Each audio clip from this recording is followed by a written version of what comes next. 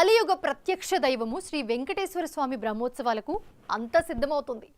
కూటమి ప్రభుత్వం బ్రహ్మోత్సవాలను విజయవంతం చేయడానికి సకల ఏర్పాట్లు చేస్తూ ఉంటే ఎలాగైనా దాన్ని ఫెయిల్ చేసి కూటమికి చెడ్డ పేరు తీసుకురావడానికి టీటీడీలో ఉన్న తన కోవర్ట్ల ద్వారా వైసీపీ నేతలు ప్రయత్నిస్తున్నారంట. గతంలో ఇక్కడ పనిచేసిన అధికారికి పిన్ టు పిన్ సమాచారం అందిస్తున్న కోవర్ట్లు ఆయన సలహాలు సూచనల మేరకు ఇప్పటికే చేయాల్సిన డ్యామేజ్ చేస్తున్నారన్న ప్రచారం జరుగుతోంది.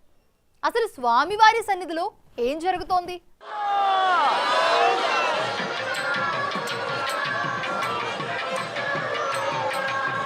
అఖిలాండ నాయకుని బ్రహ్మోత్సవాలు అంగరంగ వైభవంగా జరపటానికి ప్రభుత్వం టీటీడీలు అన్ని ఏర్పాట్లు చేస్తున్నాయి. అందులో భాగంగా టీటీడీ ఉన్నతాధికారులు ముఖ్యమంత్రి చంద్రబాబు రివ్యూల మీద రివ్యూలు నిర్వహిస్తున్నారు. ఇప్పటికే గత ప్రభుత్వంలో తిరుమలలో జరిగిన అక్రమాలపై విజిలెన్స్ ఎంక్వైరీ జరుగుతోంది. ఆ క్రమంలో ప్రసాదాల్లో వినియోగించే నెయ్యి జంతువుల కొవ్వుతో కల్తీ అయిందనే వార్త బయటకు రావటం, సాక్షాత్తు సీఎం ప్రకటించడంతో భక్తజన గుండెల్లో బాంబు పేలింది.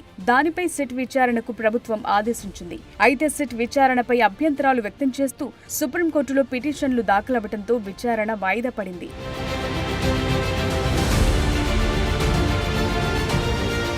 ఆ అయోమయ నడుమ శ్రీవారి బ్రహ్మోత్సవాలు 4వ తేదీ నుంచి ప్రారంభం కానున్నాయి. అయితే ఎక్కడ బ్రహ్మోత్సవాల గురించి ప్రచారం మాత్రం జరగటం లేదు. స్వామివారి పెద్ద పండుగపై కనీసం మీడియాలో కూడా ఫోకస్ అవ్వటం లేదు. ఆ దిశగా టీటీడీ కూడా ప్రయత్నాలు చేయటం లేదు.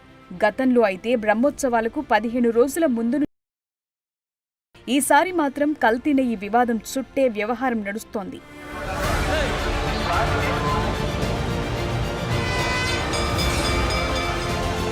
వైసీపీ పాలనలో వీర విధేయులు లాంటి వారిని టీటీడీలో తయారు చేసుకోగలిగింది. వారు ఉద్యోగులుగా కంటే వైసీపీ కార్యకర్తలుగానే పనిచేస్తున్నారన్న విమర్శలున్నాయి. కూటమి ప్రభుత్వం ఏర్పడిన తరువాత అలాంటి వారిని బదిలీ చేసే ప్రయత్నం జరగలేదు. గతంలో వైసీపీకి వీర విధేయులుగా పనిచేసి చివరకు ఎన్నికల కమిషన్ జోక్యంతో బదిలీ అయిన అధికారులు సైతం తిరుమలలో ఎంజాయ్ చేస్తున్నారు.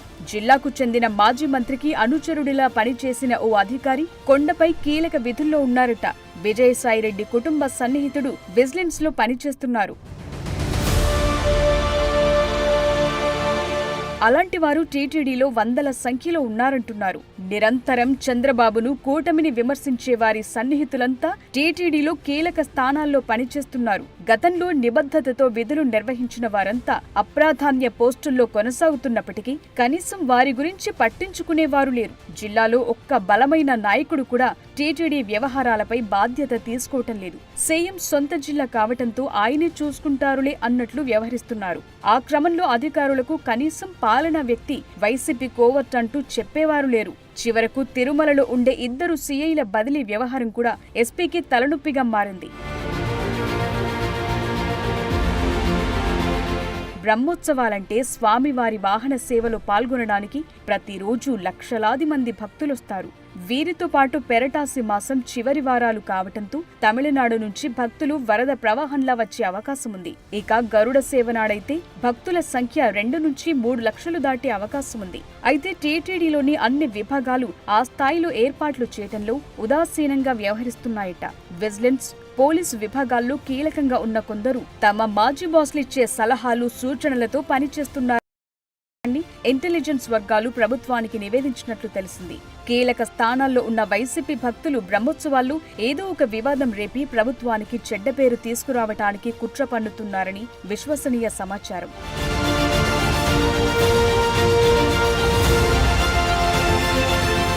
మరోవైపు విజిలెన్స్ విచారణలో పాల్గొంటున్న అధికారులకు టీటీడీలోని పాత కాపులు ఏమాత్రం సహకరించడం లేదట.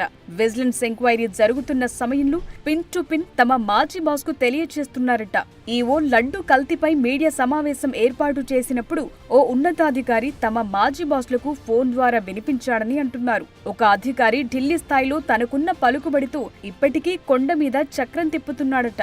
మరి టీటీడీ ప్రక్షాళన అంటోన్న ముఖ్యమంత్రి చంద్రబాబు గత ప్రభుత్వ కోవర్టులను ఎలా కట్టడి చేస్తారో చూడాలి.